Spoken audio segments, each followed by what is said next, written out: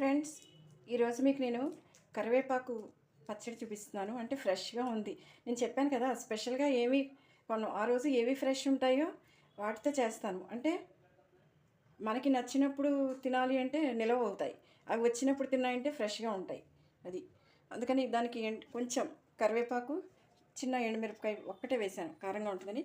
తర్వాత చింతపండు వేడి నీళ్ళలో నానబెట్టి కొంచెం ఉప్పు, పసుపు, బెల్లం వేశాను. తర్వాత కొంచెం మినపప్పు, జీలకర్ర, ఆవాలు, పోపు, కొంచెం నూనె. చూడండి, ఇప్పుడు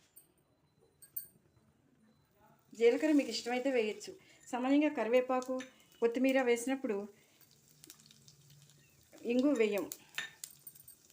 అందుకని కరివేపాకు ఎందుకు లేతగా ఉన్నప్పుడు పచ్చడి చేసుకోవాలి, కొంచెం ముదిరినప్పుడు దానికి కారపొడి అవి చేసుకోవచ్చు. లేకపోతే ఒక్కసారి నేను కరివేపాకు నీళ్ళలో కడిగే శుభ్రంగా ఒక మెత్తటి బట్ట మీద ఆరబెట్టేస్తే అది ఆరిపోతుంది. ఆరాక దాన్ని గ్రైండ్ చేసుకుని పెట్టుకుంటే గ్రీన్ పొడి ఉంటుంది.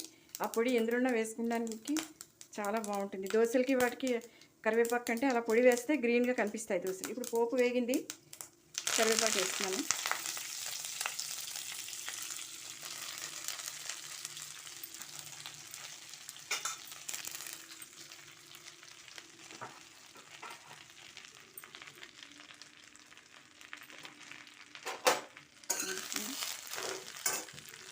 ఇప్పుడు ఇలా వేయించాలి. దీన్ని కొంచెం సిమ్లో పెట్టి ఇలా వేయించేస్తే ఎక్కువసేపు వేగక్కర్లే. మీకు ఇష్టమైన వాళ్ళు వెల్లుల్లి వేసుకోవచ్చు. ఇప్పుడు కార్తీక మాసం కాబట్టి వేయట్లేదు.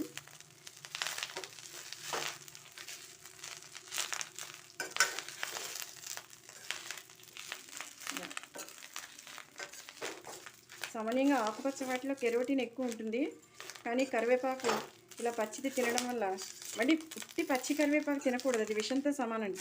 అందుకని వేయించాలి ఖచ్చితంగా. ఏది కొన్ని ఆకులు కరివేపాకు మాత్రం పచ్చిది తినే కంటే వేయించి తింటేనే దానివల్ల ప్రయోజనాలు ఎక్కువ. ఇలా వేయించాను కదా, ఇప్పుడు బాగా వేగింది.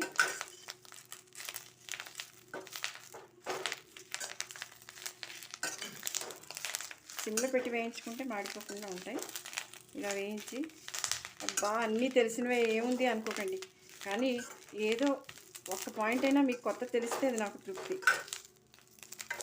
నేనైతే అలాగే వింటాను. నాకంటే చిన్నవాళ్ళు చెప్పినా, పెద్దవాళ్ళు చెప్పినా, ఎవరు చెప్పినా నేను అందులో ఏదో ఇంకోటి ఏదో కొత్త తెలుస్తూనే ఉంటుంది. ఎప్పుడు ఆపేసాను కదా, ఇప్పుడు ఆపేసి ఈ చింతపండుది కూడా ఇలా వేసేస్తే దీనికి ఆ బెల్లం ముక్క ఇందులో నానుతుంది. ఇలా నాని ఉంటుంది. ఇప్పుడు చల్లారాక మిక్సీలో వేసుకోవాలి.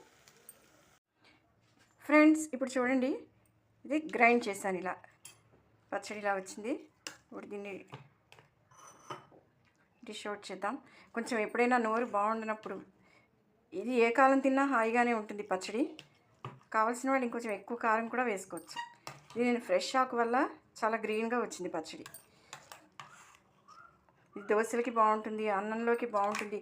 తర్వాత బ్రెడ్ స్లైస్కి రాసి దాన్ని వెన్న వేసి కాల్చుకుని తింటే చాలా బాగుంటుంది. బ్రెడ్ టోస్ట్ చేసినప్పుడు ఒక పక్క టమాటో సాసు, టమాటో పచ్చడి, లేకపోతే ఇది రాసుకుని తింటే చాలా బాగుంటుంది. అల్లం పచ్చడి, ఇది చిన్న అల్లం ముక్క కూడా వేయచ్చు. నేను వేయలేదు ఇవాళ. అల్లం కూడా వేసుకోవచ్చు దీంట్లో.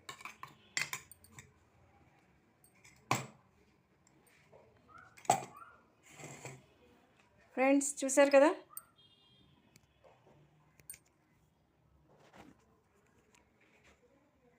కరివేపాకు పచ్చడి చూడండి.